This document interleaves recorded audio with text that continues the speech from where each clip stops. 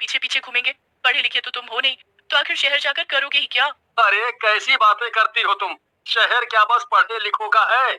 वहाँ मेहनत मजूरी के भी बहुत से काम होते हैं। जाके कुछ ना कुछ तो कर ही लूंगा मैं। अरे इतना तो कमा ही लूंगा कि अपने बच्चों को भूखा मरने से बचा लूं। अच्छा, अगर ऐसा ही है तो ठीक है, जाओ, एक बार कोशिश करके ही देख लो। अगले दिन मुकेश अपना सामान बांध के शहर की तरफ निकल पड़ता है। शहर पहुंचकर वो कुछ दिन तो रेलवे स्टेशन पर ही सोता है, क्योंकि उसे कोई काम ही नहीं मिल पाता। पर एक दिन एक आदमी उसे मिलता है। क्यों भाई, लगता है काम की तलाश में हो? हाँ हाँ भैया, बड़ा परेशान हूँ। कुछ भी काम हो अगर आपकी नजर में तो मुझे बता दो। अच्छा, तो कुछ भी काम करने को तैयार हो? अरे अरे भैया, कुछ भी मतलब ईमान। दिन भर वो आराम से बिल्डिंग की चौकीदारी करता है और रात को वहीं अपना डेरा डालकर सोने की तैयारी करता है। जैसे ही वो सोने वाला था, उसकी आंख अचानक से किसी की आहट से खुल जाती है। अरे ये किसकी आहट है? यहाँ तो दूर दूर तक कोई नहीं आता जाता। तभी मुकेश को एक बहुत ही मनमोहक औरत अपनी तरफ आते हुए दिखाई देती है। मुकेश उसको देखकर कुछ पल के लिए खो सा जाता है। फिर वो खुद को संभालता है और उससे पूछता है। अरे मैडम, कौन है आप और यहाँ क्या कर रही हैं? वो भी इतनी रात गए? मेरा नाम ईशा है। दरअसल मेरा घर यही पास में है। मैं दिन भर ऑफिस में रहती हूँ ना, इसलिए लेट घर आती हूँ। शायद इसीलिए आपने मुझे दिन में कभी देखा नहीं। अच्छा वो सब तो ठीक है, पर आप यहाँ क्यों आई हैं? हाँ, वो मैंने आपको यहाँ देखा तो मुझे लगा कि आपसे चाय पानी पूछ लूं। आप दिन भर यहाँ की रखवाली करते हुए थक गए होंगे ना।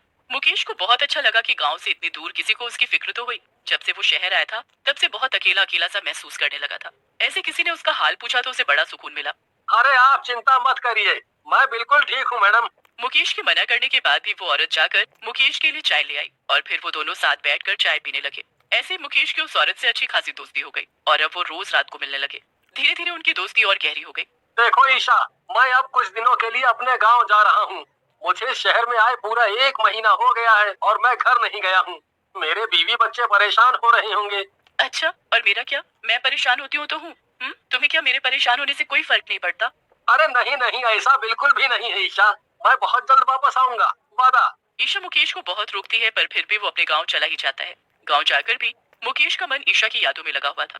उसकी बीवी को उस पर शक हो जाता है। मुकेश एक हफ्ते में ही वापस शहर जाने की जिद करने लगता है। अरे ये क्या है?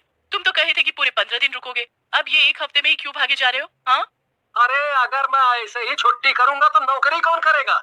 और कमाएंगे नहीं तो खाएंगे क्या? अच्छा, पर मुझे तो दाल में कुछ और ही काला लग रहा है। कहीं किसी से कोई चक्कर वक्कर तो नहीं चल रहा तुम्हारा शहर में? शीतल की ऐसी बात सुनकर मुकेश सकपका जाता है। अरे अरे पागल हो गई हो क्या? ये भला क्या बकवास कर रही हो? चलो हटो, मेरा दिमाग मत खराब करो। जाओ यहाँ से, मुझे देर हो रही है। फिर मुकेश शीतल को उल्टा सीधा बोलकर वापस शहर की तरफ निकल पड़ता है। लेकिन शीतल उसके पीछे पीछे शहर आ जाती है। मैं भी तो देखूं, आखिर ऐसी कौन सी नौकरी है जिसको करने के लिए मेरे पतिदेव इतना बेचैन हो रहे हैं। शीतल चुपचाप मुकेश के काम करने वाली बिल्डिंग में जाकर छुप जाती है और वहीं से मुकेश की हरकतों पर नजर रखती है। ऐसे ही रात हो जाती है और फिर शीतल को कुछ ऐसा दिखता है कि उसके पैरों तले जमीन ही खिसक जाती है। वो देखती है कि एक चुड़ैल बिल्डिंग के पीछे एक बड़े से बर्तन में कुछ उबाल रही थी और जोर जोर से हंस रही थी। वो चुड़ैल इतनी डरावनी थी कि उसे देखकर शीतल की चीख निकल गई। तभी मुकेश भी भागता भागता वहां आ गया। अरे शीतल, तुम यहाँ क्या कर रही हो? हाय राम राम राम राम राम, ये क्या देख लिया मैंने? अरे उधर तो देखो, कितनी भयानक चुड़ैल खड़ी है सामने। उस चुड़ैल को देखकर मुकेश की भी सिट्टी पिट्टी गुम हो गई। अरे बाप रे, कौन है ये भूतनी? अरे मैं क्या जानू, तुम करते हो इस भूतिया बिल्डिंग में काम। तुम बताओ कौन है ये? मैं तो यहाँ तुम पर नजर रखने आई थी कि कहीं तुम्हारा किसी से चक्कर वक्कर तो नहीं चल रहा।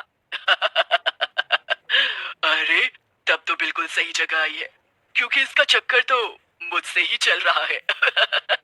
क्या? हे भगवान! अरे पागल आदमी, तुमने भूतनी से चक्कर चला लिया। अरे तुम्हारा दिमाग खराब हो गया है क्या? क्या मैं पागल हो गया हूँ जो ऐसा करूंगा?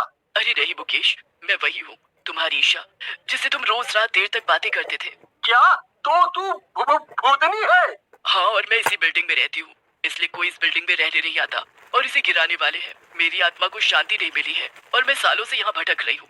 जब तक कोई मेरे लिए अपनी जान की बलि नहीं चढ़ाता, तब तक मुझे शांति नहीं मिलेगी। फिर तू यहाँ आया और तुझे मैं अच्छी लगने लगी। मैं रोज तुझे ये चाय पिलाती थी जिसमें मेरा जादू टोना था, ताकि तू धीरे धीरे मेरे वश में आ जाए और मैं तेरी बलि चढ़ा दूं।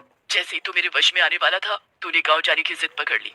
लेकिन अब तू वापस आ गया है ना, अब मैं तुझे मारकर मुक्ति पा लूंगी। अरे चुड़ैल, तेरे ये इरादे थे? वाह वाह वाह, तो तुमने एक चुड़ैल के साथ अफेयर किया। बहुत बढ़िया, बहुत बढ़िया। मरो अब। अरे कैसी बातें कर रही हो शीतल? मुझे इससे बचाओ, ये मुझे मार डालेगी। हाँ तो मारती है तो मार दे, मुझे क्या? आखिर तुमने मुझे धोखा ही तो दिया है। अब तुझे कौन बचाएगा मुझसे? चुड़ैल और मुकेश का ध्यान आपस में भटका के शीतल धीरे से चुड़ैल के पीछे जाती है और अपने पास से भगवान की शक्तियों वाली भभूत निकालकर उसके ऊपर फेंक देती है। इससे वो चुड़ैल भयंकर आग में जलने लगती है। अरे ये तूने क्या किया? मुझे जला दिया। थोड़ी देर में वो चुड़ैल जलकर राख हो जाती है। अरे ये तुमने कैसे किया शीतल? अरे ये पूजा की भभूत तो मैं इसलिए लेकर आई थी कि इससे तुम्हारी सब बुरी शक्तियों से